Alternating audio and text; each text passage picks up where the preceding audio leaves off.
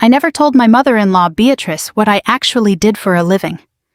When I walked into the courtroom holding my 6-year-old daughter Lily's hand, Beatrice smirked, leaned over and whispered that her wealth guaranteed I didn't stand a chance.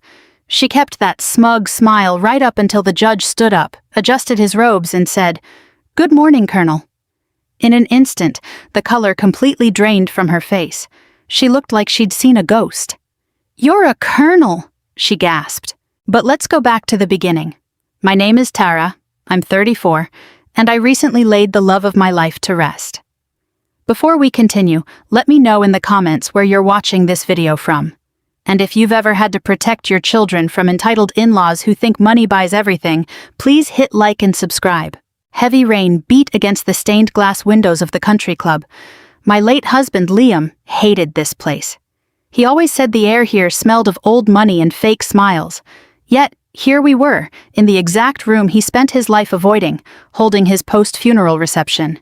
I stood by the heavy oak doors in a simple black dress, keeping Lily close to my side. Exhausted and confused, she clutched a single white rose she'd pulled from a floral arrangement near her father's casket. I hadn't slept in days, operating purely on adrenaline, trying to shield her from the overwhelming crowd of strangers. Across the lavish room, Beatrice was putting on the performance of a lifetime. At 62, she had turned the tragic loss of her only son into a high-society networking event.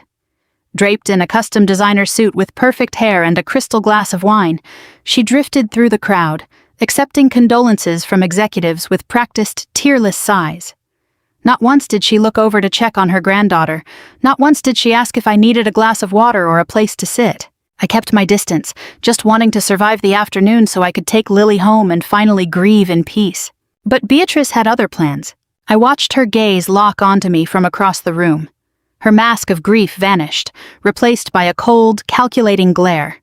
Her expensive heels clicked sharply against the hardwood floor as she cut through the mourners like a shark, heading straight for us.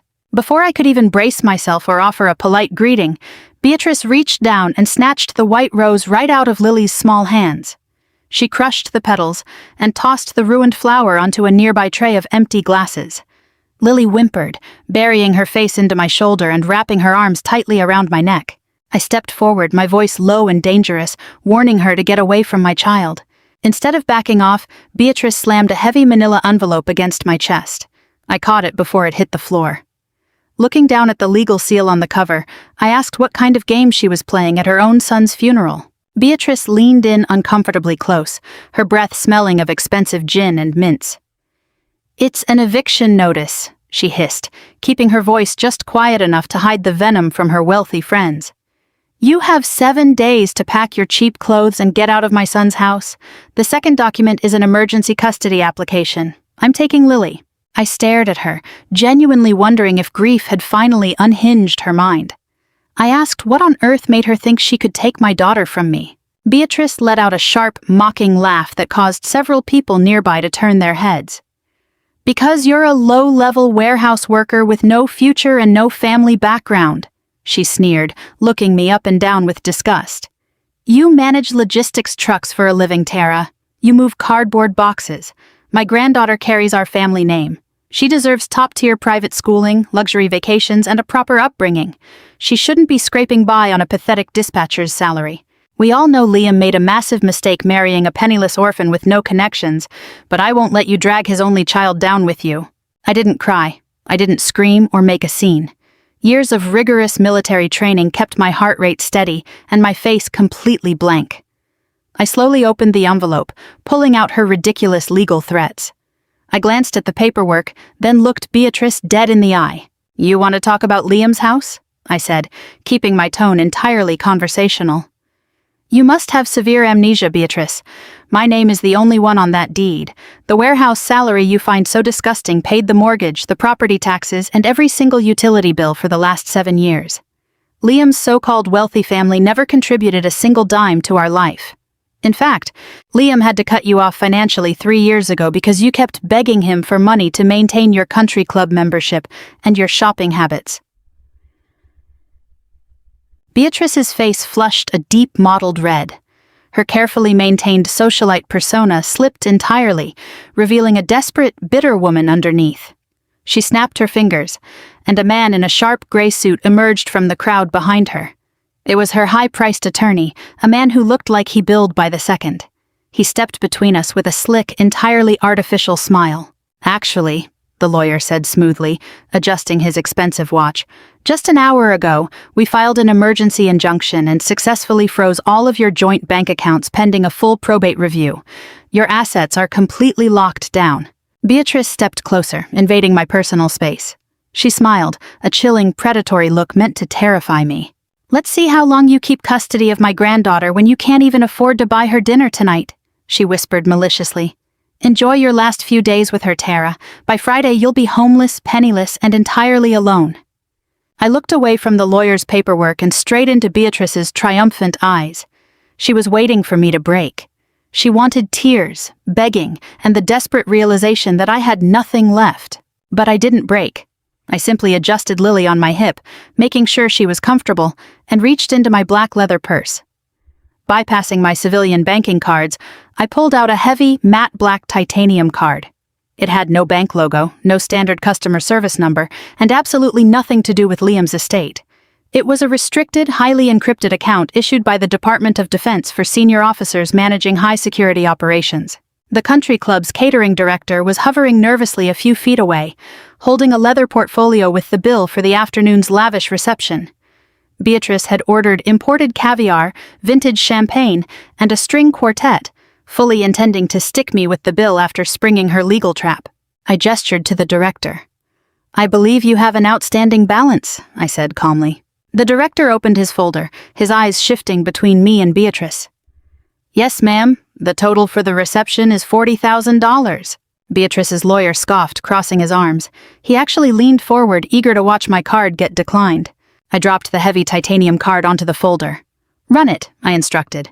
The catering director pulled a portable terminal from his apron, inserted the card, and handed it to me for a signature.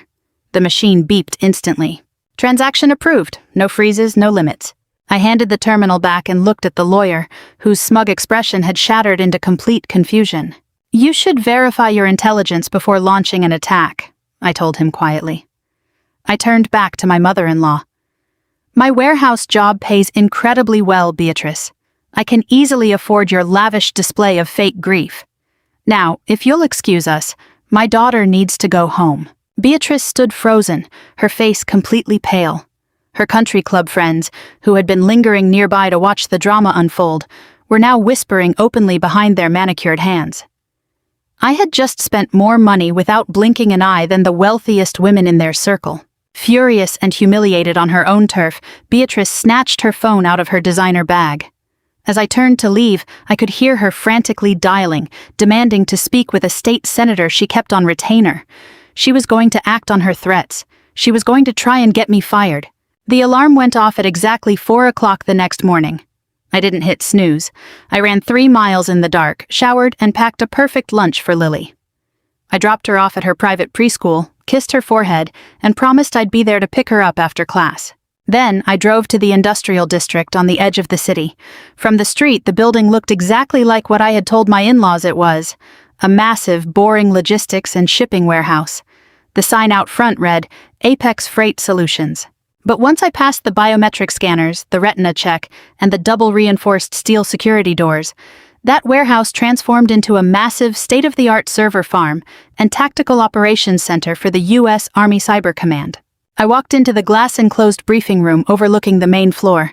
Director Reynolds, a Pentagon liaison posing as a regional civilian manager, was already waiting at the conference table.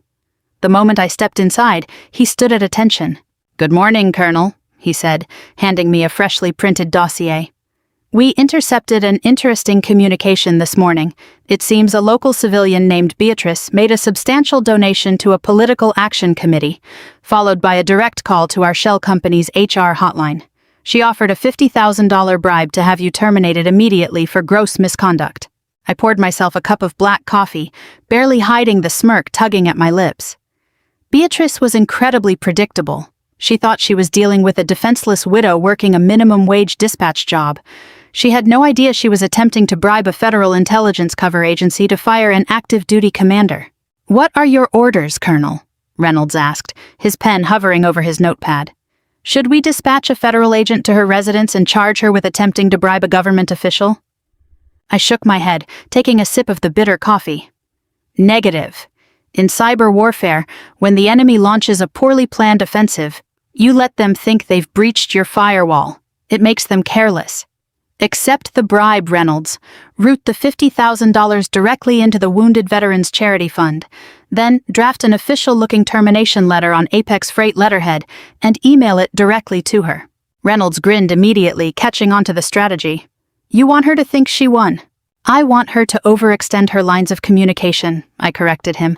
Once she believes I am entirely broke and unemployed, she will make a fatal mistake. Reynolds executed the order perfectly. By 10 o'clock that morning, Beatrice received an official email confirming my immediate termination from the logistics firm. I sat at my desk monitoring the secure encrypted data streams, waiting for her next move. Liam had spent our entire marriage protecting me from his family's toxic narcissism, and they had no idea that my military training made me the apex predator in any room. Now that he was gone, I didn't have to hold back. It didn't take long. My secure phone buzzed sharply against the desk. It was an emergency alert from the principal's office at Lily's school. My mother-in-law hadn't even waited an hour after receiving the fake termination notice.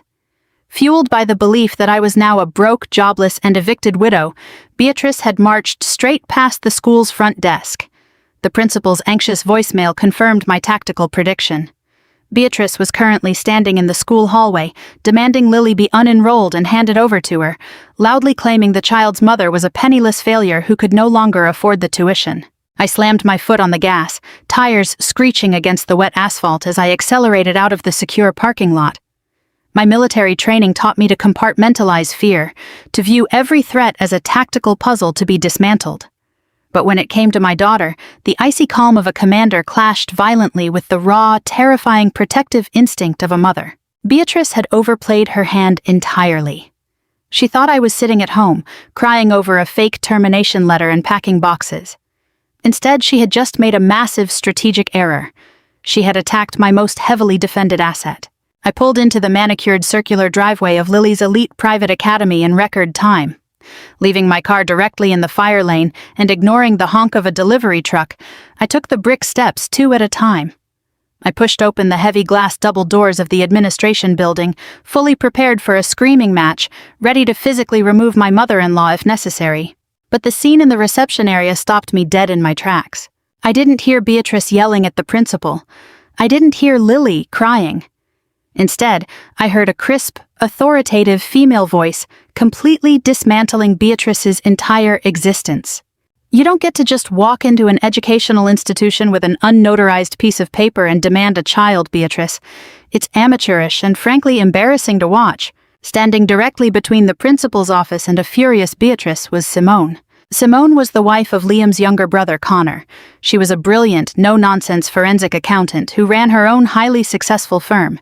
She was also the only African-American woman in that insufferable old money family, a fact that Beatrice always treated with thinly veiled hostility. Right now, Simone looked absolutely formidable. Dressed in a flawless navy blue professional suit, her arms crossed, she stood like an immovable wall of logic and legal reality between Beatrice and the school administration. "I have a court filing right here," Beatrice shrieked, her voice echoing off the high ceilings of the hallway as she shook the exact same manila envelope she had shoved into my chest the day before. Her hands trembled with rage. "Tara is unemployed. She's being evicted. I am taking emergency custody of my granddaughter before that woman drags her into a homeless shelter." Simone let out a short, sharp laugh that cut through the tension like a scalpel. "That isn't a court order, Beatrice. That is a piece of trash drawn up by your overpriced, unethical lawyer to scare a grieving widow. It holds absolutely zero judicial weight." Simone stepped closer, her height and presence forcing Beatrice to take a physical step back. "I suggest you lower your voice.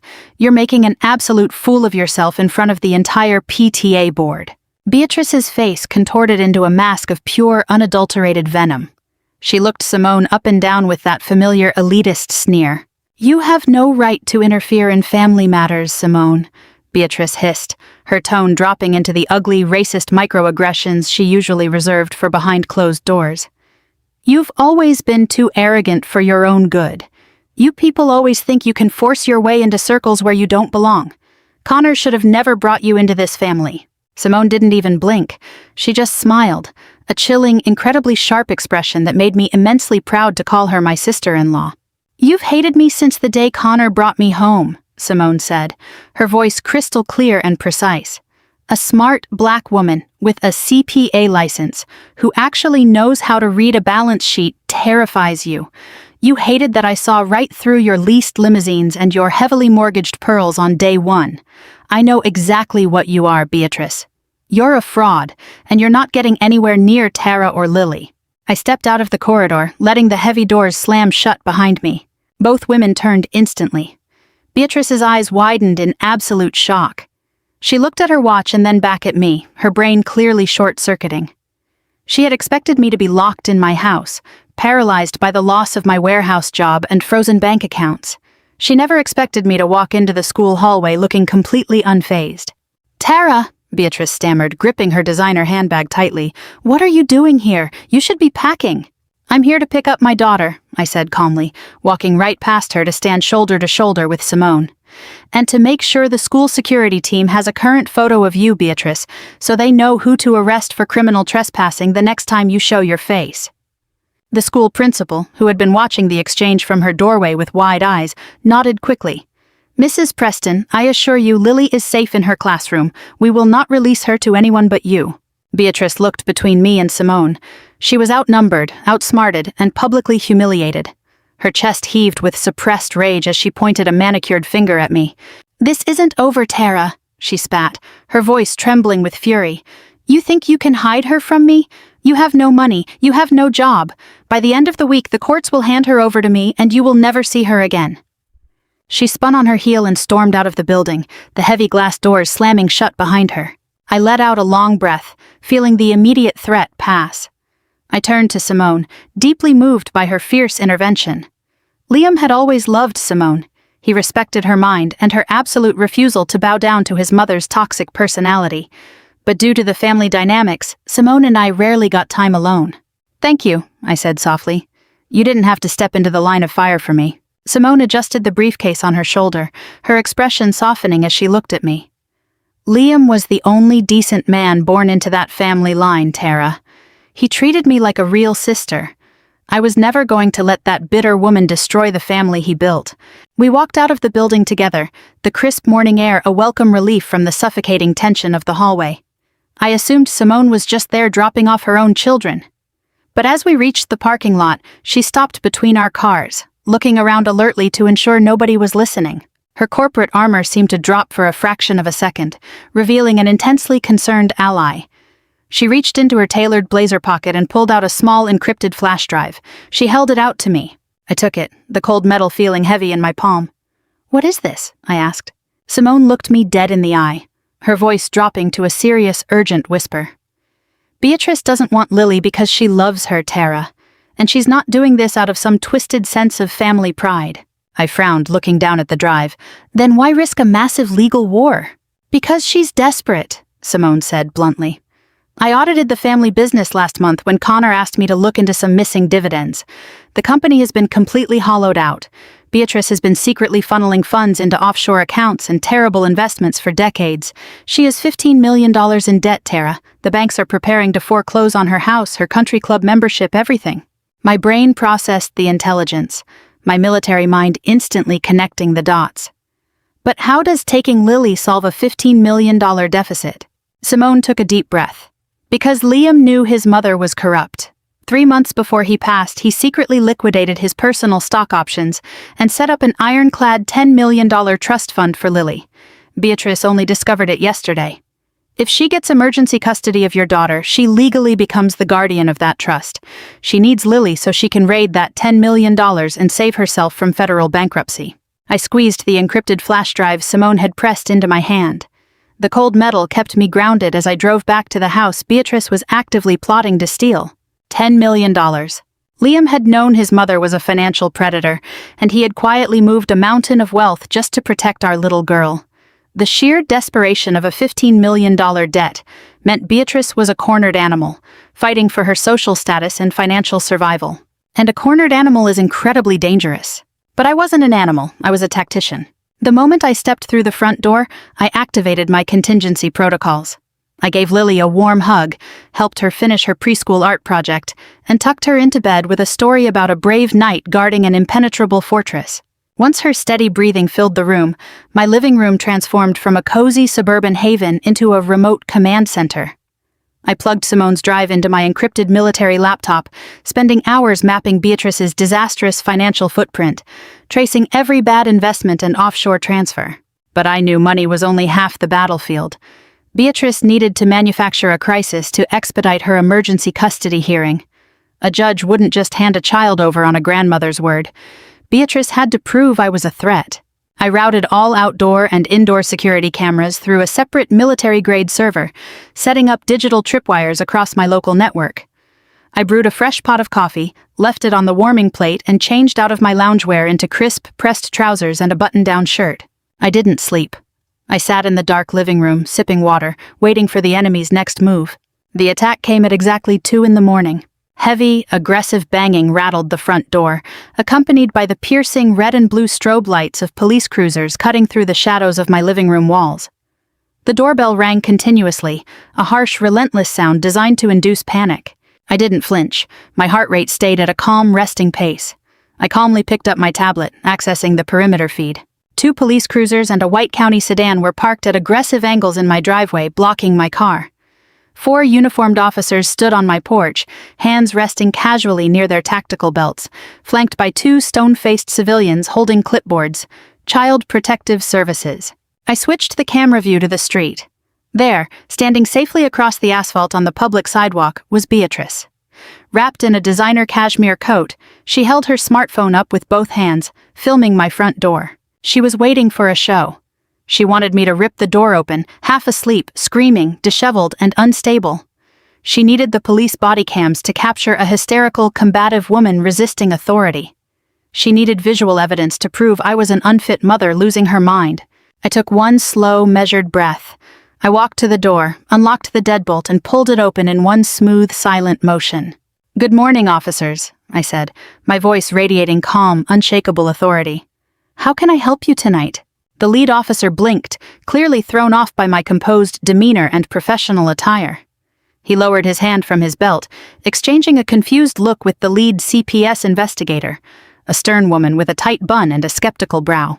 "Ma'am, we received an anonymous emergency tip claiming a child at this residence was in immediate physical danger," the investigator stated, her eyes darting past me into the shadows of the house. "We need to enter the premises immediately to conduct a welfare check on Lily Preston." Without a second of hesitation, I stepped aside, gesturing into the spotless, brightly lit living room. "Please, come in. Keep your voices down so we don't wake her. There is fresh coffee in the kitchen if anyone needs it. It's a cold night to be out on patrol." The tactical shift in the room was instantaneous. The officers, who had braced themselves for a barricade situation or a screaming match, visibly dropped their shoulders. The CPS workers walked into a home that smelled of clean laundry and freshly ground coffee, entirely devoid of the chaos they had been primed to find. I didn't wait for them to interrogate me. I walked over to the dining table and picked up a thick, color-coded binder I had prepared hours earlier. "This contains Lily's complete pediatric medical records, vaccination history, dental charts, and letters of recommendation from her teachers," I said, handing the heavy binder directly to the lead investigator. Then I picked up my tablet and handed it to the second worker. "This is a live feed and archived 24-hour security footage of every room in this house, completely encrypted and time-stamped. You can review the last 30 days of activity right now. You'll see homework sessions, family dinners, and bedtime stories. You won't find a single second of neglect." The lead investigator flipped through the meticulous medical files, while her partner reviewed the crystal-clear security footage. The aggressive, suspicious tension on their faces evaporated, replaced by deep, professional respect. The lead investigator looked out my front window, spotting Beatrice still standing on the sidewalk, holding her phone up to record absolutely nothing. The investigator closed the binder and handed it back to me. She signaled the officers that they were clear to leave. They offered quiet apologies for the late-night disruption and filed out of the house, leaving only the investigator at the door. She stepped closer, making sure the officers were out of earshot, dropping her voice to a near whisper. "Someone is playing a very dangerous game with you, Mrs. Preston." That anonymous tipster didn't just call us. They filed a sworn medical dossier with the court late yesterday afternoon. It claims you were diagnosed with severe combative schizophrenia and have stopped taking your medication.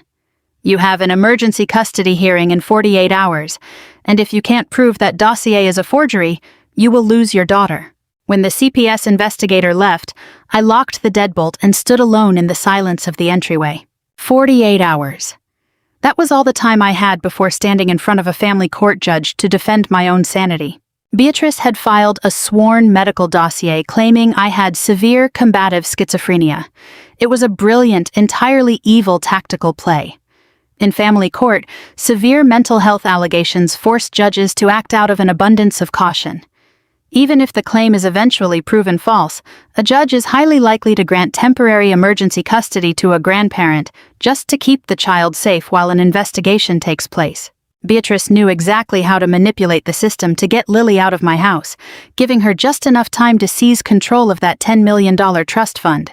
I didn't panic. Panic is a luxury for civilians.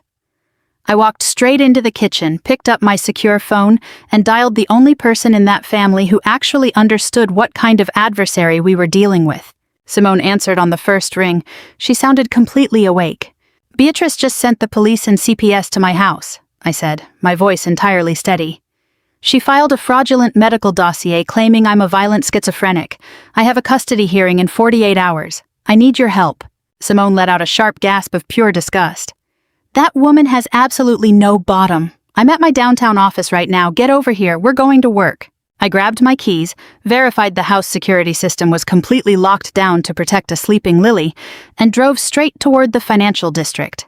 Simone's accounting firm occupied the top floor of a sleek glass high-rise. When I walked into her spacious corner office, the espresso machine was already hissing, and she was surrounded by glowing dual monitors displaying complex financial spreadsheets. Simone looked like a general preparing for war. "We divide and conquer," Simone said, handing me a steaming mug of dark roast. "Beatrice has always hidden her dirty money through a maze of shell companies and offshore trusts. She thinks nobody in this family is smart enough to actually audit her. She used to mock my state college accounting degree at Thanksgiving dinners, bragging about her Ivy League wealth managers. Well, those Ivy League managers got sloppy. I'm tracing the money trail to see exactly what funds she used to launch this legal attack." I set my coffee down and opened my encrypted military laptop on the glass conference table. "And I'm going after the digital ghost of whatever doctor she bought off to sign that fraudulent medical dossier." The room fell silent, filled only the rapid, intense clacking of our keyboards. We were two women at the absolute peak of our respective fields, forming an alliance Beatrice couldn't begin to comprehend. Bypassing standard civilian firewalls, I accessed the secure portal of the county family court system. Using my cyber command credentials, I extracted the metadata from the emergency custody application filed by Beatrice's attorney. Attached to the filing was a highly detailed psychiatric evaluation digitally signed by a Dr. Arthur Vance. I ran his name and medical license number through the National Medical Registry immediately. Red alert flags flashed across my screen. Arthur Vance wasn't a psychiatrist, he was a disgraced general practitioner. 3 years ago, the medical board permanently revoked his license for running a massive prescription forgery ring out of a shady strip club on the edge of the city. He had barely escaped federal prison by turning state's evidence against his partners. He was a man completely desperate for money and entirely devoid of ethics. I traced the IP address of the email that had delivered the fraudulent diagnosis. Vance had tried to be clever, routing his internet connection through a cheap commercial VPN to mask his location. It took me less than 4 minutes to shatter his encryption. The signal originated from a luxury condo complex in downtown Boston. Arthur Vance was living significantly above the means of an unemployed, disgraced doctor. "I have him locked down," I announced, turning my laptop screen toward Simone. "Dr. Arthur Vance lost his license 3 years ago for illegal distribution. He isn't legally qualified to diagnose a common cold, let alone severe schizophrenia. Beatrice must have found him through her shady country club connections." Simone's eyes flashed with a fierce, predatory light. "And I just found exactly how she convinced him to risk a perjury charge." Simone tapped her main monitor with a manicured nail. "Beatrice is bleeding cash, but she still controls a shell company registered in the Cayman Islands. It's an account she typically uses to hide assets from the IRS. Look at this timestamp, Tara. Exactly 12 hours before Arthur Vance submitted that fake psychiatric file to the family court, Beatrice authorized a wire transfer from that offshore account. Simone highlighted a specific line of code on the financial ledger. The money was routed through 3 different dummy accounts to make it look like a standard corporate consulting fee. But the final destination was a domestic bank account registered directly to Arthur Vance. $50,000. I read the exact amount. She paid him $50,000 to manufacture a mental illness out of thin air just so she could take my daughter. We have her, Simone said, a triumphant smile spreading across her face. This is financial fraud, bribery of a medical professional, and perjury. We present this to the judge in 48 hours, and Beatrice is leaving that courtroom in handcuffs. Simone hit a button on her keyboard, and the heavy commercial printer in the corner of the office began to hum, rapidly spitting out bank routing numbers, wire transfer receipts, and IP tracking data. We had the ultimate weapon. Just as I reached to grab the printed evidence, the heavy glass door to Simone's office was thrown open. Simone's husband, Connor, practically stumbled into the room. He looked absolutely terrified. Sweat soaked through his expensive dress shirt. His tie was loosened, and he clutched his phone like a live grenade. Connor was Liam's younger brother, a man who had spent his entire life desperately seeking his mother's approval, bending to her every demand. Simone stood up immediately, recognizing the sheer panic on her husband's face. "Connor, what's wrong? What are you doing here?" Connor looked between me and Simone, his chest heaving as he gasped for air. "She knows," he stammered, his voice cracking with fear. "My mother knows what you're doing." Simone narrowed her eyes. How could she possibly know? She set up alerts on the offshore accounts, Connor said, wiping sweat from his forehead. She saw the unauthorized access originating from your firm's IP address. She just called me, Simone. She was screaming. She knows you're helping Tara trace the funds. Connor took a trembling step forward, reaching out to his wife. "Simone, you have to stop. You have to drop this right now. She told me if you don't back off and delete everything you found, she'll call her friends on the banking committee. She will freeze all of your firm's assets, trigger a massive federal audit, and completely destroy this business. She said she could have us bankrupt by tomorrow morning." Connor paced back and forth across the glass-enclosed office, his breathing shallow and rapid. He ran a shaking hand through his hair, leaving it completely disheveled. "You don't understand what that woman is capable of, Simone. Politicians are on her speed dial. She plays golf with the head of the banking committee. If you expose her offshore accounts, she won't just bankrupt us. She'll make sure your CPA license is revoked. She will leave us with absolutely nothing. We have to delete the files." Simone didn't flinch. She stood perfectly still behind her massive mahogany desk, her posture radiating absolute authority. She let Connor exhaust himself with his panicked pacing before she finally spoke, her voice dropping into a dangerously quiet register. "With what money is she going to destroy us, Connor? I just showed you the ledger. Your mother is running a financial house of cards. She is $15 million in the red. Those politicians and banking officials she brags about will abandon her the second they realize her accounts are empty, and she's facing a federal investigation for wire fraud." Connor stopped pacing. His shoulders slumped. "She's my mother, Simone. She always wins. She destroys everyone who stands up to her." Simone rose slowly, placing her palms flat against the glass surface of the desk. "She wins because she bullies cowards who are too afraid to check the numbers, Connor. I built this firm from nothing. I didn't use a single dime from the Blackwell Trust. I earned my license. I won my clients. I built my reputation. Beatrice cannot touch my business because it is built on concrete, while her entire empire is built on quicksand and lies." Connor looked at the floor, unable to meet his wife's eyes. "We could just walk away. We don't have to be involved in this custody fight. Tara can handle her own problems." I sat in the corner of the room watching the exchange, my hands resting lightly on the keyboard of my encrypted laptop. I remained completely silent, letting Simone fight this battle. This was the defining moment of their marriage. Simone walked around the desk, stopping mere inches from her husband. "Liam was your brother. He was the only person in your toxic family who ever showed me an ounce of respect. He died protecting his little girl from the monster you call a mother. Beatrice filed a fraudulent psychiatric evaluation to steal a child so she could raid a $10 million trust fund. If you think I'm going to delete this evidence and let that happen, you have no idea what kind of woman you married." Simone pointed a perfectly manicured finger toward the heavy glass door. "You've spent your entire life apologizing for living in her shadow. You let her dictate your career, your finances, and your self-worth. But she does not dictate my life. So Connor, here is your choice. You either stand in this office with your wife and help us protect Liam's daughter, or you walk out that door and hide behind your mother's heavily mortgaged coattails. But understand this completely. If you walk out that door to protect her, do not come home to my house tonight." Connor swallowed hard. He looked at Simone, searching her face for any sign of a bluff. He found nothing but cold, hard steel. He turned his head to look at me.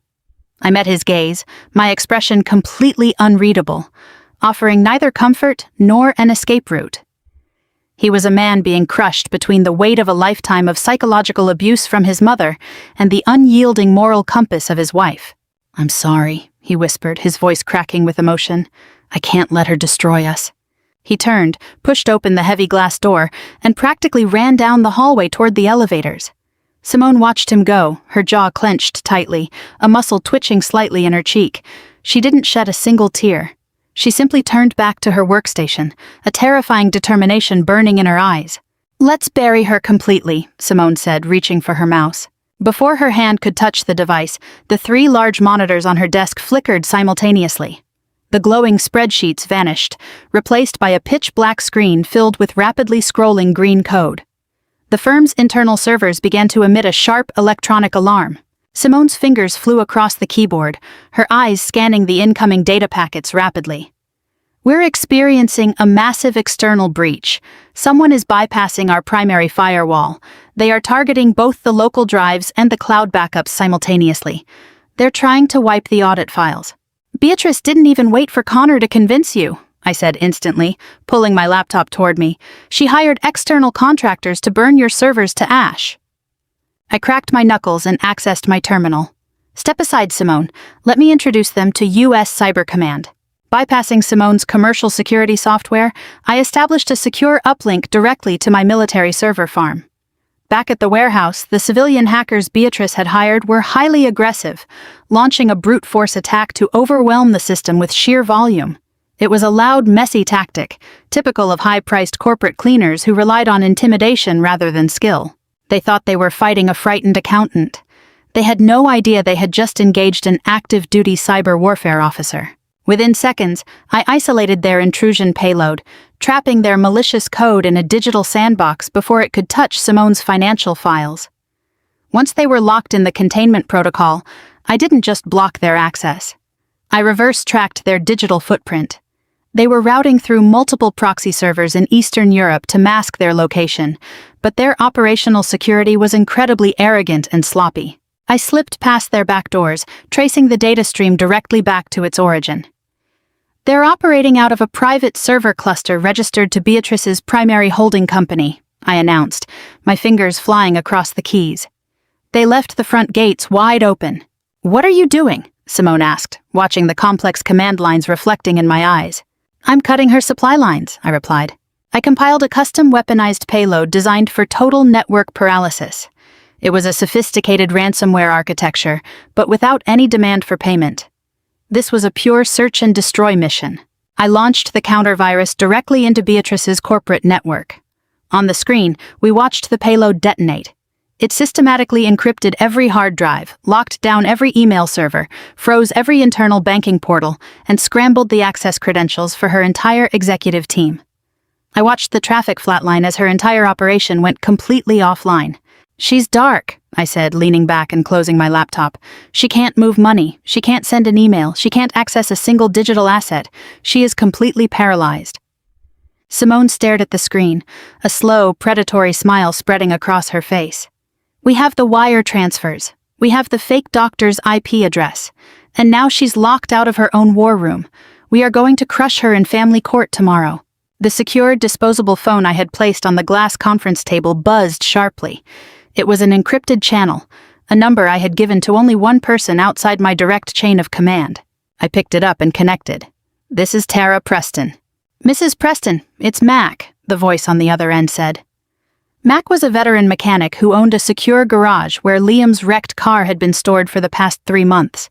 The police had ruled the crash a tragic accident caused by black ice and excessive speed. The insurance company was scheduled to officially write off the vehicle and send it to the scrapyard tomorrow morning. I had paid Mac privately to hold onto the car and conduct one final independent inspection. "Mac," I said, the adrenaline from the cyber attack instantly turning into cold dread. "What did you find?" There was a heavy pause on the line, accompanied by the metallic clang of a wrench dropping onto the concrete floor. "Ma'am, just before the tow truck arrived, I pulled the undercarriage panels to check the fluid reserves. I'm looking at it right now. The brake lines weren't defective. They didn't burst from the impact." Mac lowered his voice, his words chillingly clear in the quiet office. "They were deliberately cut. The slices are perfectly clean. Your husband didn't have an accident, Mrs. Preston. He was murdered." I hung up the phone. The air in Simone's office suddenly felt thin, as if the oxygen had been entirely drained. Simone stared at me, her hands hovering above her keyboard, sensing the absolute shift in my posture. I didn't explain. I simply told her to secure the financial data and lock down the physical office. I was leaving the digital battlefield and entering the physical one. It took me 20 minutes to drive across the city to Mac's secure storage facility. It was a desolate, corrugated metal building surrounded by chain-link fence and heavy industrial security cameras. Mac was waiting by the rolling steel door, wiping grease from his hands with a red shop rag. His face was grim, etched with the heavy sadness that comes only when delivering the worst possible news. He didn't say a word as I walked in. He simply pressed the button to lower the rolling door, sealing us inside the vast, echoing garage. Liam's car sat in the center of the concrete floor beneath the harsh glare of fluorescent lights. The front end was a crushed, unrecognizable mass of twisted steel and shattered glass. I forced my military training to take over, pushing down the bile rising in my throat. I approached the wreckage not as a grieving widow, but as an investigator analyzing a crime scene. Mac led me underneath the vehicle, directing the beam of a heavy tactical flashlight into the dark recesses of the wheel well. "I've been a mechanic for 40 years, Mrs. Preston," Mac said, his voice echoing slightly. "I know what an impact fracture looks like. I know what wear and tear looks like. This is neither." He pointed the beam toward a severed, braided steel line. The cut was exceptionally sharp, flat, and deliberate. It hadn't been torn by the force of hitting the guardrail. It had been snipped with heavy wire cutters, leaving just enough line for the brakes to function normally for a few miles until pressure caused the remaining metal to snap. It was a precisely calculated delayed death trap. Mac handed me a thick manila folder. Inside were dozens of high-resolution macro photographs of the severed line from every possible angle, along with a notarized affidavit bearing his signature and professional credentials. "He didn't suffer," Mac added quietly, stepping back. "The fluid loss was sudden. He lost pressure instantly on that downhill curve. It was over in seconds." I stared at the photographs, the glossy paper feeling immensely heavy in my hands. The pieces of the tactical puzzle snapped together with terrifying absolute clarity. Beatrice was $15 million in debt. She faced total financial ruin, loss of social status, and a very real possibility of federal prison for offshore tax evasion. Liam, always sharp, had discovered the corruption in his mother's empire. He quietly liquidated assets to build a $10 million fortress for Lily, ensuring Beatrice could never touch our daughter's future. But Beatrice found out. She realized the only way to access that $10 million was to become Lily's legal guardian, and the only way to do that was to remove Lily's parents from the equation. She hadn't just engineered a custody fight, she had engineered my widowhood. She had murdered her own son to pay off her debts. I walked over to the driver's side door of the ruined car, my fingertips running over the scraped, dented metal. Liam had always been my shield against his family's relentless toxicity. I remembered our first Thanksgiving together. Beatrice had cornered me in the kitchen, launching into a vicious, low-toned assault about my working-class background, my lack of family pedigree, and how I was unworthy of her golden boy son. Liam had walked into the room, assessed the situation instantly, and physically stepped between us. He took my hand, looked his mother dead in the eye, and told her that if she ever spoke to me with anything less than absolute respect, she would never see him again. He absorbed her venom so I wouldn't have to. He protected me from the monster in his own bloodline. I gripped the edge of the shattered window frame until my knuckles turned white. He died protecting us. And now I was going to dismantle the woman who killed him. I left Mac's garage and got into my car. I didn't drive to the police station. The police had already ruled the incident an accident. Handing them a mechanic's affidavit would only trigger a painfully slow bureaucratic investigation. Beatrice had state senators and judges in her pocket. She would catch wind of the investigation before the ink was dry and use whatever leverage she had left to flee the country or cover her tracks. I needed to break her completely, right now, in broad daylight. I drove straight to the Oak Valley Country Club. It was Beatrice's sanctuary, the epicenter of the false life she had carefully manufactured. I left my car directly in front of the valet stand, ignoring the shouting attendant regarding parking regulations. Bypassing the grand clubhouse entirely, I marched out onto the immaculate emerald grass of the golf course. I found her on the 9th hole. Dressed in a crisp white polo shirt and a pleated skirt, Beatrice was laughing and chatting with 3 other wealthy socialites while selecting a club from her caddy. She was the picture of undisturbed affluence, celebrating her morning victory, completely unaware that Simone and I had just demolished her digital empire. The moment she saw me approaching, her fake smile vanished, replaced by an intensely annoyed scowl. "Tara, you are trespassing," Beatrice snapped, gripping her 9-iron tightly. "You are violating the dress code and you are making a scene. Security will have you escorted off the property." I didn't stop marching until I stood mere inches from her face, invading her personal space entirely. Her country club friends gasped, taking several steps back from the pure, intense pressure radiating from me. I looked down at Beatrice, stripping away every ounce of the civilian mother persona, letting the cold, lethal gaze of a military officer dominate. I leaned in, putting my lips right next to her ear, delivering a tactical strike. "I know about the breaks, Beatrice. I know exactly how you killed him." I straightened up and watched the color drain completely from her face. Her pupils dilated in absolute primal terror. The 9-iron slipped from her trembling fingers, hitting the manicured turf with a dull thud. Her carefully constructed mask shattered into a million pieces, leaving only a panicked, cornered murderer staring back at me. She looked into my eyes and realized I had the evidence, realized I was about to burn her life to the ground. Desperation gripped her. Beatrice stumbled backward, her hands flailing in the air as she let out a blood-curdling, hyper-dramatic shriek that echoed across the fairway. "Help!" she screamed, pointing a trembling finger at my chest as golf carts from neighboring holes began to accelerate in our direction. "Security, help! This woman is insane! She's attacking me! Call the police! She's trying to kill me!" Within seconds of Beatrice's dramatic scream, 4 security guards and a fleet of golf carts swarmed the green. In less than 3 minutes, 2 local police cruisers rushed across the manicured turf, sirens blaring. Beatrice immediately collapsed into the arms of the lead officer, sobbing a perfectly rehearsed story about how I had ambushed her on the course, threatened her life, and appeared entirely detached from reality. The officers didn't ask for my statement. They didn't review the clubhouse surveillance footage. One officer grabbed my arms roughly, forcing them behind my back, and clicked cold handcuffs around my wrists. I didn't resist. I let them guide me into the back seat of the cruiser. Resisting arrest was exactly the physical conflict Beatrice needed to validate her fraudulent psychiatric evaluation. The local police station smelled of cheap pine cleaner and old sweat. They placed me in a concrete holding cell at the end of a long, fluorescent-lit corridor. They didn't fingerprint me. They didn't read me my Miranda rights. They simply locked the heavy iron bars and left me on the metal bench. 30 minutes later, the heavy corridor door opened. Beatrice walked in. She was no longer crying. She held a steaming cup of premium artisan coffee in one hand, her designer bag draped over her shoulder. The watch sergeant escorting her actually pulled up a chair so she could sit comfortably outside my cell. "Did you really think you could outplay me?" Beatrice said, her voice echoing off the concrete walls. She took a slow, deliberate sip of her coffee, her eyes gleaming with absolute malice. "A mechanic's wild theory about brake lines? You have nothing. No one will believe a woman currently sitting in a holding cell on charges of aggravated assault and terroristic threats. You handed me the final piece of the puzzle yourself, Tara." She stepped closer to the bars, her voice dropping to a vicious whisper. "By tomorrow morning, the judge will see the police report of your violent, unprovoked attack on the golf course. He'll sign the emergency custody order before breakfast.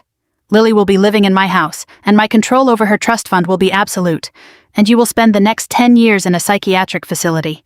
You should have taken a buyout when Liam died. Now, you lose everything. I looked at her, my expression completely devoid of the terror she was desperately hoping to see.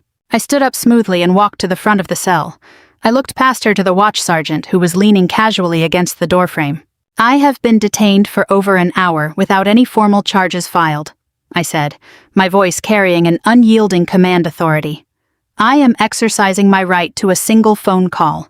If you deny it, I will personally ensure you spend the rest of your career directing traffic at a school crosswalk." The sergeant frowned, glancing nervously at Beatrice. Beatrice waved a dismissive hand, a sneer tugging at her mouth. "Let her call her cheap public defender," she scoffed. "It changes nothing." The sergeant slid a cordless phone through the bars. "I didn't call Simone. I didn't call a civilian lawyer. I dialed a secure, unlisted number that connected directly to the E-ring of the Pentagon." The call connected on the first ring. "General Clayton," I said, my posture shifting instantly into a rigid military attention despite the bleak concrete surroundings. "This is Major Tara Preston, U.S. Cyber Command." "Major," my commander's gruff voice came through instantly, "your terminal dropped off the grid 40 minutes ago. Report your status." "I am currently being illegally detained at a compromised local police precinct in Oak Valley," I stated clearly, ensuring my voice carried to Beatrice and the sergeant. "I am being held without charges at the behest of a hostile civilian target who is attempting to use local law enforcement to cover up severe financial fraud and child endangerment. I request immediate federal intervention." There was a fraction of a second of dead silence on the line. General Clayton tolerated absolutely zero harassment of his officers. "Understood, Major. Sit tight. I'm dropping the hammer." The line went dead. I handed the phone back through the bars. Beatrice laughed, a sharp, mocking sound that betrayed a subtle undercurrent of unease. "General Clayton? Are we playing make-believe soldier now? You're a glorified government clerk, Tara. You are nobody." I returned to my seat on the metal bench. I didn't say another word. The silence lasted exactly 10 minutes. Then, the heavy reinforced doors of the precinct weren't just opened, they were practically torn off their hinges. The local police chief burst into the corridor. He was a large, imposing man, but right now he looked completely deflated. His face was as pale as wet ash, and sweat poured down his forehead, soaking his uniform collar. He shoved the watch sergeant aside so hard the younger officer hit the wall. The chief fumbled with a massive ring of keys, his hands shaking so violently he dropped them twice before finally inserting the correct key into my cell lock. The heavy iron door swung open with a loud screech. "Major Preston!" the chief gasped, struggling to catch his breath, his chest heaving. "I am profoundly sorry. This was a massive misunderstanding, a catastrophic error by my junior officers. You are free to go, completely free. All records of your detention have been permanently purged from the system." Beatrice stood up, her jaw dropping in astonishment. "Chief Miller, what are you doing?" she demanded, stepping forward and pointing an accusing finger at me. "She attacked me. You work for me." The chief turned on her, his eyes filled with real, unadulterated panic. "Shut up, Beatrice," he roared, completely shattering their comfortable, corrupt country club dynamic. "Do you have any idea who you just had me lock up? The Office of the Secretary of Defense just threatened to send federal marshals to dismantle my precinct brick by brick if she wasn't released." I stepped out of the cell, slowly smoothing down the fabric of my jacket. I walked right past Beatrice without giving her so much as a glance, treating her like absolute glass. As I reached the end of the corridor, the police chief snapped a crisp but trembling salute. I didn't return it. I pushed open the double doors and stepped out into the cool night air. Back in the hallway, Beatrice stood completely paralyzed. The reality of the situation washed over her like a tidal wave. She wasn't fighting a grieving suburban widow. She was fighting a trained federal weapon, and she was losing on every single front. Her offshore accounts were frozen, her digital footprint was destroyed, and her bought and paid-for local influence had been completely crushed in under 10 minutes. A cold, suffocating panic gripped her chest. She realized her money could not protect her from the storm I was about to unleash on her head. With trembling hands, she pulled her phone from her designer bag. She opened the text conversation with her high-priced family court attorney. Her manicured fingers flew across the glass screen, typing out her last and only desperate option. "Pay the judge whatever he wants. Tomorrow morning we destroy her completely." Dawn broke with the harsh glare of news vans clogging my driveway. Less than 24 hours remained before I had to walk into family court, and Beatrice was executing a scorched earth strategy. The perimeter alarms of my security system chimed relentlessly. I stood in the kitchen sipping black coffee, watching the live feeds on the monitors. A dozen paparazzi and tabloid reporters were swarming my front porch, their camera flashes exploding against the reinforced glass windows of my living room. They shouted my name, thrusting microphones into the empty air, trampling the rose bushes Liam and I had planted last spring. My secure phone vibrated with a push notification from a local digital tabloid. Beatrice had cashed in every remaining media favor she possessed to launch a coordinated character assassination. Deranged widow plots theft of Blackwell estate, child in immediate danger. The article was a masterpiece of manufactured panic. It detailed the anonymous complaints, painting me as a highly unstable, unemployed recluse suffering from violent paranoid delusions. It framed Beatrice as a heroic, grieving grandmother, fighting desperately to rescue her granddaughter from a mother who had completely lost her grip on reality. The most disgusting paragraph even implied that Liam had been planning to file for sole custody and divorce days before his tragic accident, suggesting my deteriorating mental state was the true cause of our family tragedy. A cold, familiar anger tightened in my chest. I remembered the night Liam took me to his family's annual gala. Beatrice had spent the entire evening making passive-aggressive jabs about my military service, implying I was uncultured, traumatized, and unstable. Liam hadn't hesitated for a single second. He took the microphone from the band, publicly praised my character and my service, then took my hand and walked out of the ballroom, refusing to speak to his mother for 6 months. He had stood in front of me as an impenetrable shield against his family's relentless toxicity for our entire marriage. Now that he was gone, it was my turn to be the shield. I silently vowed that Beatrice would never touch a single piece of what he left behind. I activated the house's lockdown protocol. Automated steel privacy shutters descended over all the windows, plunging the first floor into cool shadows and instantly muffling the shouting reporters outside. I went downstairs to the basement, setting Lily up in the soundproof media room with her favorite animated movie, ensuring she was completely insulated from the circus outside. When I returned to the kitchen, a second alert chimed softly. It was the sensor on the rear property line. Someone was bypassing the main road coming through the woods behind the estate. I pulled up the camera feed. It was Simone. Dressed in a dark trench coat, she was scaling the low stone retaining wall, slipping quickly through the thick rhododendron bushes. I opened the reinforced back door. Simone slipped inside, breathing heavily, and immediately dropped a heavy leather backpack onto the granite kitchen island. She looked exhausted, her hair slightly messy, but her eyes burned with a fierce, triumphant energy. "Your front yard looks like a circus," Simone said, shedding her coat. "Beatrice is terrified. She knows we locked down her offshore accounts, so she had to liquidate hard assets locally to fund this final push. She is throwing everything she has left at this." Simone unzipped the backpack and pulled out a stack of freshly printed financial ledgers, slamming them onto the counter. "Look at this transaction," Simone ordered, pointing to a line highlighted in bright red ink. "Yesterday afternoon, right after you confronted her on the golf course, Beatrice panicked. She needed untraceable cash immediately, so she leveraged the one asset she swore she'd never touch.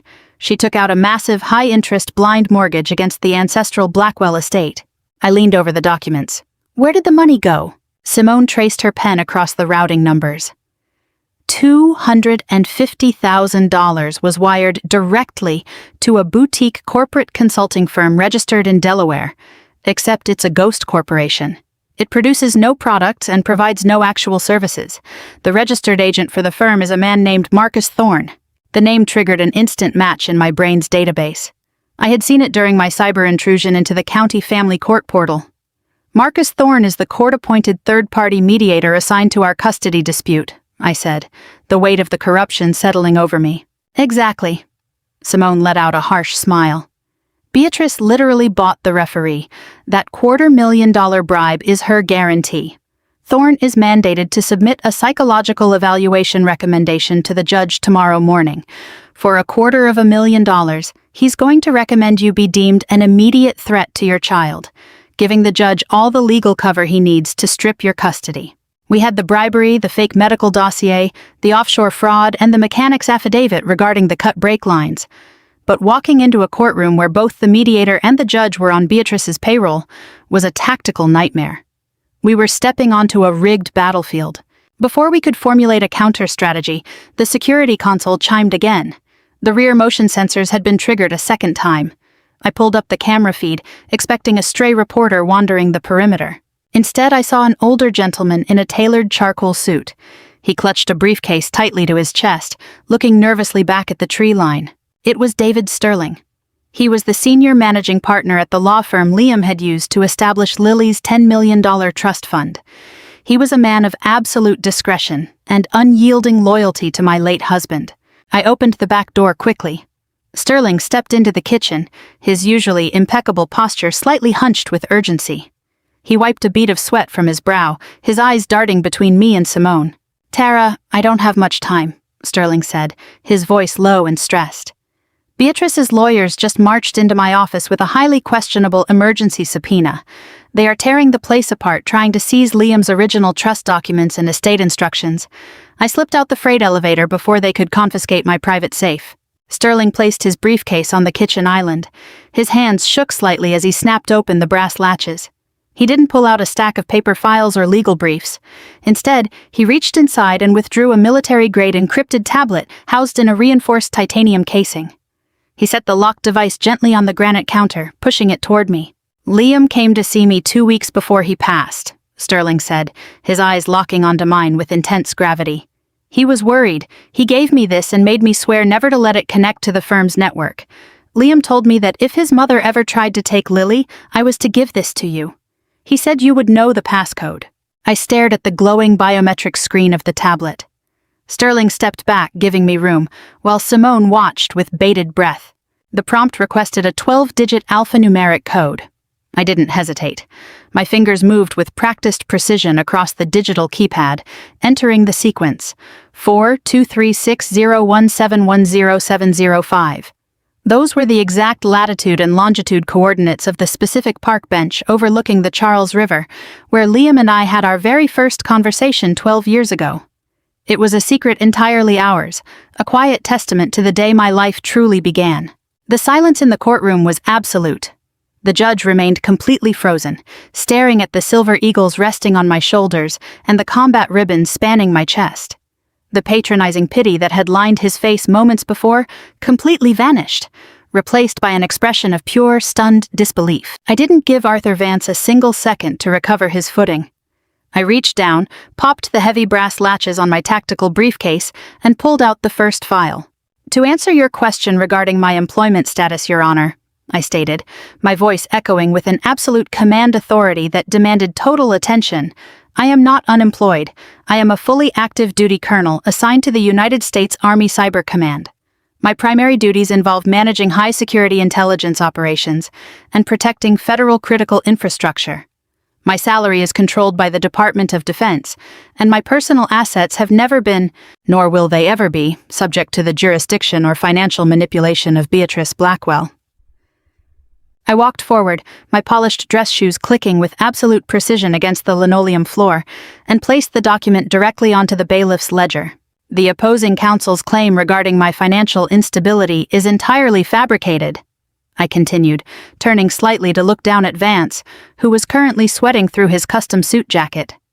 "The $50,000 my mother-in-law transferred from her Cayman Islands shell company to frozen domestic joint accounts was successfully intercepted. I independently covered the $40,000 reception bill at the Oak Valley Country Club using a restricted military corporate account, an expense that has already been verified and cleared." Sir. Beatrice was gripping the edge of the mahogany table so tightly her manicured fingernails were turning a translucent white.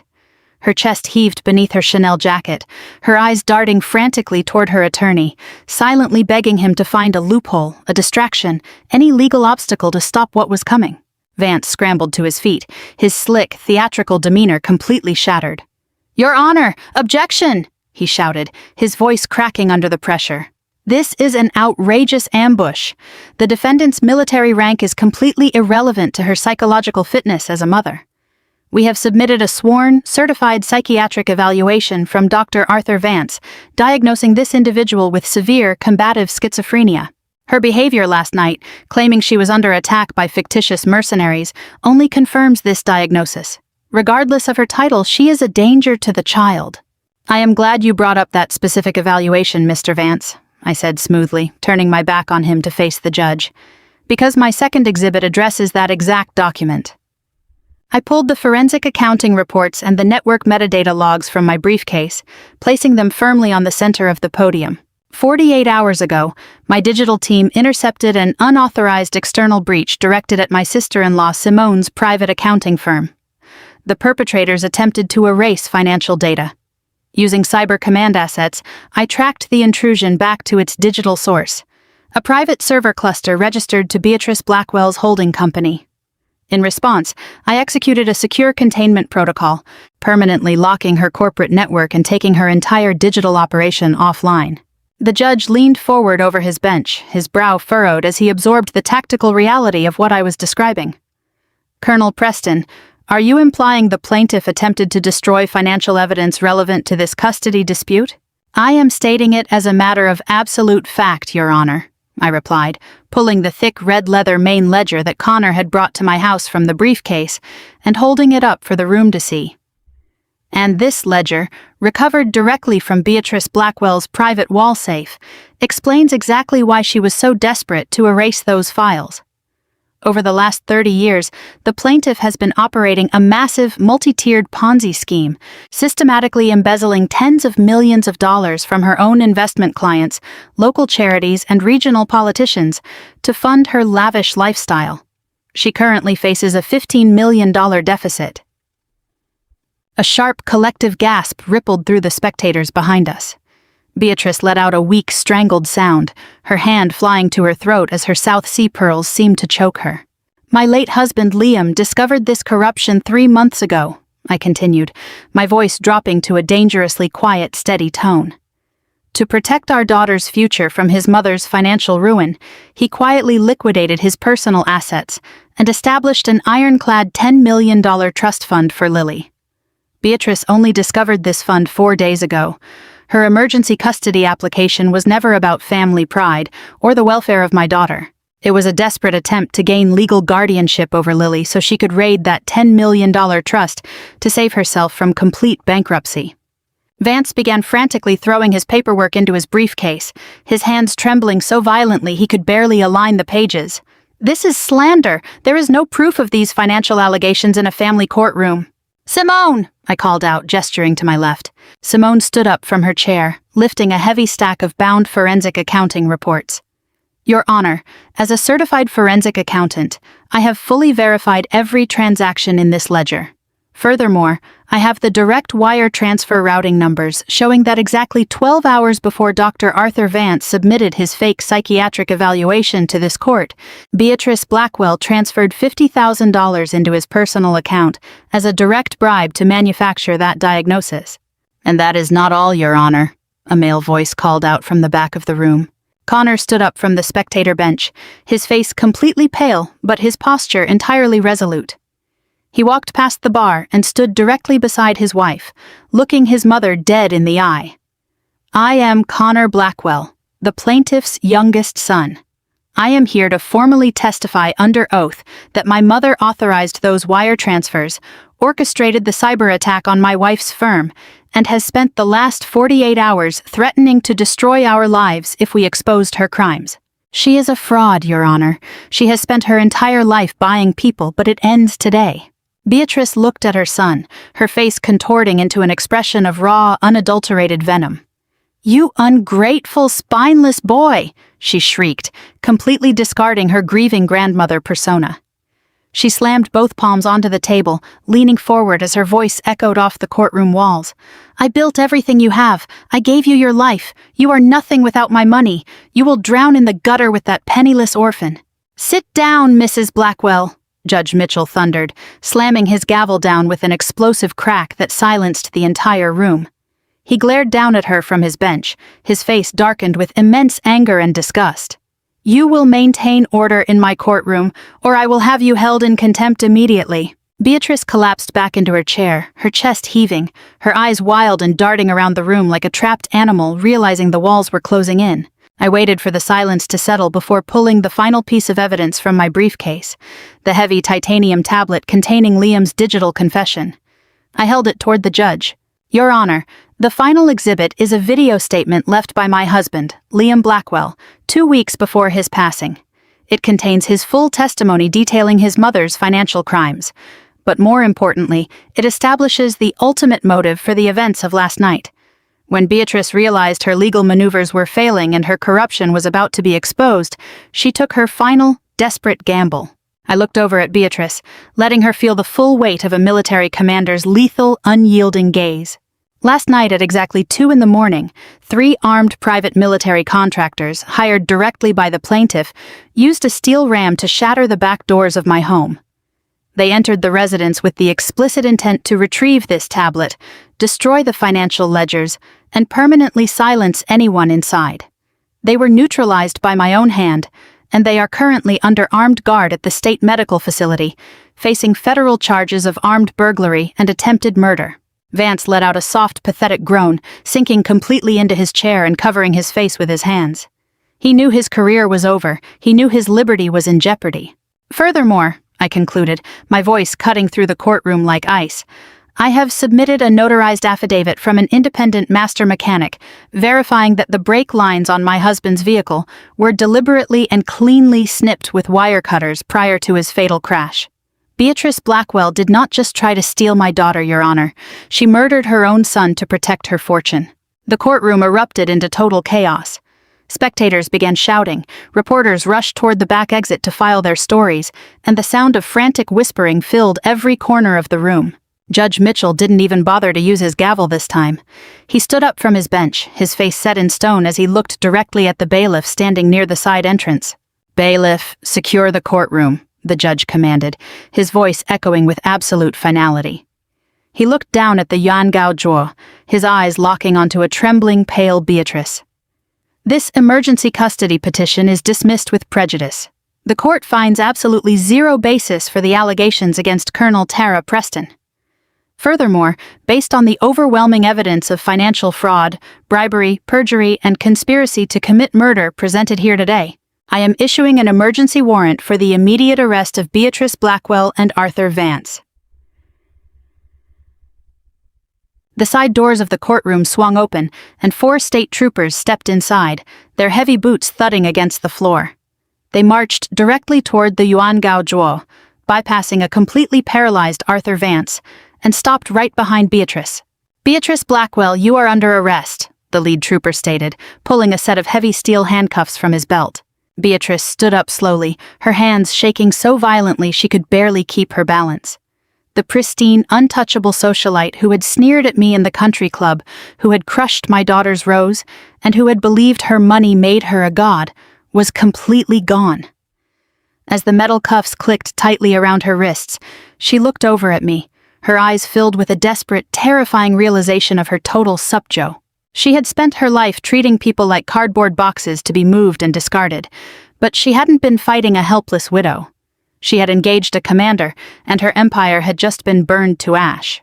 I didn't watch them lead her away. I turned my back on her for the final time, picking up my ordinary beige windscarf and draping it loosely over my arm. I reached down and took Lily's small, warm hand in mine. She looked up at me, her eyes bright and completely safe, unaware of the war that had just been fought and won on her behalf. Simone and Connor walked beside us as we pushed open the heavy double doors of the courtroom and stepped out into the bright, clear morning light. The digital empire was secure. The legal battle was won. And Liam's legacy was finally, entirely protected. The look of doubt on Judge Mitchell's face vanished, replaced by a profound sense of sheer shock. He had served before. He knew exactly what those ribbons meant. He understood the rigorous, highly classified, and incredibly demanding career path required to wear that specific combination of honors. He knew he wasn't looking at a struggling suburban mother anymore. He was looking at a high-level federal official. Judge Mitchell set his pen down. He sat up straight, squaring his shoulders in an unconscious gesture of professional respect. The stern, slightly dismissive tone he had used moments ago completely disappeared. "Good morning, Colonel." Following the judge's greeting, the courtroom fell into an absolute suffocating silence. It was the kind of heavy quiet that happens right before a massive impact. Beatrice Blackwell, the supposedly untouchable matriarch who had spent the last 30 minutes putting on a show for the media, went entirely pale. The expensive bronzer on her face looked like dry dust on a ghost. Her mouth opened, but her voice failed her completely. She stared at the silver eagles on my shoulders, her eyes darting in sheer panic across the rows of combat ribbons on my chest. "You're a colonel?" she finally stammered, her voice hollow and barely carrying across her own table. Beside her, Arthur Vance looked as if the floor had just collapsed beneath his feet. The smooth, aggressive arrogance he had displayed on the courthouse steps evaporated into thin air. He began frantically shuffling through his perfectly organized binders with trembling hands, actually tearing the pages. His entire legal strategy, the very foundation of his emergency petition, was built on framing me as a penniless, unemployed, and unstable civilian. He had prepared hours of arguments focused on my lack of income, my inability to keep a job, and how dependent I was on the Blackwell family wealth. And now he stood in a federal courtroom, facing a senior officer of the United States Army Cyber Command. He looked down at his useless notes, then back up at me, all the color draining from his face. He realized he had proudly marched his law firm straight into a carefully laid trap. The reality was simply too massive for Beatrice's narcissistic mind to process. Her entire world was built on the core belief that everyone else was beneath her. She absolutely could not accept that the quiet woman she had bullied, belittled, and dismissed for a decade was a highly trained federal officer. Beatrice bolted upright from her chair, slamming her manicured hands onto the mahogany table. "She rented that!" Beatrice shrieked, pointing a trembling, accusing finger straight at my chest. "That's a costume. Can't you see what she's doing? She's an unemployed warehouse worker. She rented a Halloween costume to manipulate the court and win your sympathy. Your Honor, have her detained for impersonating an officer." Judge Mitchell's gavel came down with an explosive crack that instantly silenced Beatrice. His face was set in stone. His usually strict, cold demeanor had transformed into a terrifying, rigid fury. He leaned over the bench, locking his gaze onto Beatrice with absolute disgust. "Sit down, Mrs. Blackwell," Judge Mitchell ordered, his voice dropping into a dangerously quiet register. "You will not shout in my courtroom, and you will absolutely not level baseless accusations against a senior officer." Judge Mitchell sat back, turning his gaze toward Vance, who was trying his best to shrink into the cushions of his leather chair. "Mr. Vance," the judge continued, his tone laced with ice, "I served in the United States Marine Corps for 22 years. I know exactly what I am looking at. I recognize the exceptionally strict regulation arrangement of those combat ribbons. I recognize the Joint Service Commendation. And I recognize the Senior Cyber Warfare Badge, which is never issued to anyone outside the highest security echelons of the Department of Defense. But for the sake of the official record, we will put your client's ridiculous outburst to rest immediately." Judge Mitchell reached out to the bailiff. "Colonel Preston, please present your military identification." I stepped forward smoothly. Reaching into the inner pocket of my jacket, I retrieved my Department of Defense Common Access card and handed it to the bailiff, who carried it up to the bench. Judge Mitchell examined the highly encrypted smart card. He swiped it through the federal terminal embedded in his desk. A crisp electronic chime confirmed the secure handshake, verifying my identity directly through the Pentagon's servers. The judge looked at his monitor, then down at Vance. "Identification verified, status active, and carrying a security clearance level that even I do not have the authorization to fully view," Judge Mitchell stated, tossing the card back to the bailiff to return to me. "Mr. Vance, your entire petition is built on the assertion that this woman is unemployed, impoverished, and incapable of providing a safe environment for her child. You brought this reckless, completely uninvestigated case into my court, and it is entirely based on the malicious lies of a disgruntled grandmother." Vance opened his mouth, attempting to salvage his ruined career, but nothing came out. He looked at Beatrice with deep resentment, realizing she had fed him a fatal lie that could very well cost him his law license. Beatrice was hyperventilating, clutching her pearl necklace as the walls of her untouchable reality finally collapsed, crushing her completely. Behind us in the gallery, Simone leaned forward, a fierce, satisfied smile gracing her lips. Connor sat beside her, motionless, watching the woman who had controlled his entire life completely fall apart. At the table next to me, Lily continued quietly doodling in her coloring book with a bright blue crayon, completely insulated from the storm destroying her grandmother's empire. The power dynamic in the room had irreversibly inverted. I did not sit down, I remained standing. I took the heavy, reinforced tactical briefcase I had carried through the media crowd. I placed it squarely on the polished wood surface of my table and popped the heavy brass locks. In the quiet room, the sound was sharp and decisive. I looked at Beatrice, watching the absolute terror expand in her eyes. I pulled Simone's forensic reports and Connor's red main ledger from the padded compartment. Then, I turned my attention back to the bench. "Your Honor," I said, my voice echoing with the cold, absolute authority of a commander taking control of a battlefield. "I am not just here to defend my custody. I am here to submit evidence of severe financial fraud, perjury, and child endangerment." Vance slumped over his table, burying his face in his hands, letting out a stifled sob. Then, Judge Mitchell turned his terrifying focus toward Beatrice. She shrank back into her chair, her manicured hands gripping the armrests so tightly her knuckles were stark white. The metal cuffs around her wrists were cold, heavy, and entirely unforgiving. The two bailiffs showed no concern for her bruised ego or her ruined Chanel suit. They grabbed her lower arms, forcing her forward when her knees went weak. She was a dead weight, sobbing hysterically as expensive mascara ran down her cheeks, leaving thick, dark streaks. "Get your hands off me!" she wailed, her voice cracking into a sharp, pathetic screech. "I am Beatrice Blackwell. You cannot do this to me." The bailiffs ignored her, marching her straight down the center aisle. Her feet dragged, her designer heels scraping against the polished marble. As she was led past the gallery, the media crowd erupted. Reporters pressed against the wooden barriers, shouting overlapping questions in a deafening roar.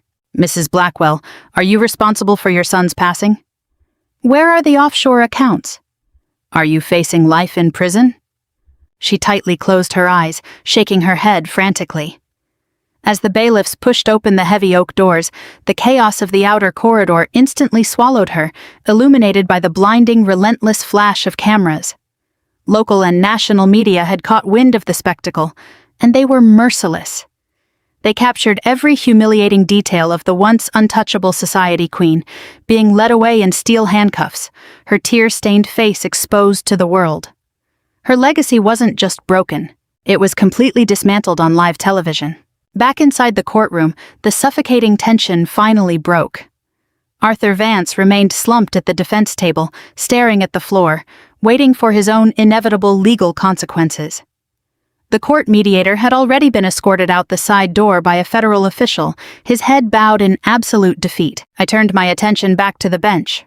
Judge Warren Mitchell watched the doors close behind Beatrice, his expression radiating a deep, righteous satisfaction. He slowly took off his glasses, placed them on his desk, and looked down at me. I stepped forward, stopping a foot from the bench. I stood at attention, squaring my shoulders. "Colonel Preston," Judge Mitchell said, his voice dropping the sharp judicial edge he had carried all morning. "It has been a very long time since I have seen a tactical operation executed with such absolute precision in my courtroom. You didn't just protect your family today, you removed a severe threat to this community." He rose from his heavy leather chair, leaning over the elevated wooden barrier, and extended his hand. "It is an honor to meet you, Colonel," he stated with immense sincerity. "And I am deeply sorry for the loss of your husband. He clearly married an extraordinary woman." I reached out, shaking his hand firmly. "Thank you, Your Honor, and thank you for ensuring that justice was served swiftly." "Dismissed, Colonel," he replied, giving a brief, respectful nod. "Take your daughter home." I turned from the bench and walked back to the table. Lily was still sitting there, happily coloring a bright green dragon, completely insulated from the destruction that had just occurred. I closed my tactical briefcase, snapping the heavy brass locks shut, and lifted the handle. Simone and Connor were waiting for me by the swinging wooden gates. Connor looked physically lighter. The dark circles of exhaustion under his eyes seemed to have vanished, replaced by a profound sense of relief. The suffocating shadow his mother had cast over his entire life was finally gone. We pushed open the heavy doors, escorted through the remaining media in the hallway by 2 court officers who ensured we had a clear path. We walked out of the courthouse and into the bright, beautiful evening sunlight. The air smelled fresh, completely free of the stale, oppressive scent of the courtroom. Connor turned to me, wrapping his arms around my shoulders in a tight, immensely grateful hug. "Thank you, Tara," Connor said, his voice thick with emotion. "You got him justice. You got Liam the justice he deserved. And you gave me my life back. I'm leaving the city tomorrow. I'm going to start over somewhere far away from the Blackwell name. I'm finally free." "You earned your freedom, Connor," I replied, hugging him back. "You risked everything to get that ledger. Liam would be incredibly proud of the man you chose to be today." Connor wiped his eyes, flashing a bright, genuine smile before stepping back. Next, Simone stepped forward. Adjusting her sharp charcoal blazer, a triumphant, brilliant smile broke across her face. She pulled me into a tight embrace. "We did it," Simone laughed, stepping back with her hands on her hips. "We actually broke the queen on her own chessboard." "We did," I agreed, returning the smile. "What's your next move, Simone? The Treasury Department is going to be begging for you once this hits the national news." Simone shook her head, a fierce ambition gleaming in her eyes. "I'm done working for other agencies. Today proved exactly what I'm capable of. I'm taking my capital and starting my own independent forensic accounting firm. I'm going to build my own empire, Tara, the right way." "I have no doubt you'll run the financial world in less than a year," I said, squeezing her hand. "Make sure to send me your new business cards. I know a few federal agencies that could use your expertise." Simone beamed, giving me one last triumphant nod. I turned back to Lily. Crouching down, I wrapped my arms around her small waist and lifted her onto my hip. She giggled, her arms wrapping securely around my neck as she rested her chin on my shoulder. I picked up my heavy briefcase with my free hand. Together, we walked down the wide, grand stone steps of the federal courthouse. The bright sunlight poured over us, warming my dress uniform. The heavy, suffocating weight of the past year, the grief, the paranoia, the relentless attacks from my in-laws, evaporated with every step we took. I was no longer a grieving widow fighting just to survive. I was the officer I was trained to be. At the bottom of the steps, a heavy black government SUV glided smoothly to the curb, its tinted windows gleaming in the sun. The vehicle came to a complete stop. The driver's side door opened. A sharp, immaculately dressed young soldier in standard army fatigues stepped out. He moved with crisp, flawless discipline. Walking around the front of the vehicle, he stopped directly in front of me. He snapped his heels together and delivered a perfect, rigid salute. "Good afternoon, Colonel," the soldier said, his voice filled with absolute respect. "Your transport is ready." I smiled, a genuine, unburdened smile. Adjusting Lily slightly, I straightened my spine, raised my hand, and returned the salute with crisp, practiced military precision. "Thank you, Sergeant," I replied. He pulled open the heavy rear door of the SUV. I climbed inside, sitting next to Lily after she was securely buckled into her safety seat. The soldier closed the door with a solid, satisfying thud, sealing us inside the quiet, secure cabin. The engine hummed to life. The SUV pulled away from the curb, seamlessly merging into the flow of city traffic. I looked out the tinted window, watching the grand pillars of the courthouse shrink into the distance. I looked into the rearview mirror, watching the broken remnants of Beatrice Blackwell's toxic, malicious empire fade into absolutely nothing. I leaned back against the leather seat, holding my daughter's hand. We were safe, we were victorious, and we were finally going home. The profound lesson of Tara's journey is that true strength lies in unyielding boundaries and refusing to let toxic family members dictate your reality. The downfall of Beatrice Blackwell proves that wealth, status, and manipulation cannot permanently protect someone from the consequences of their cruelty.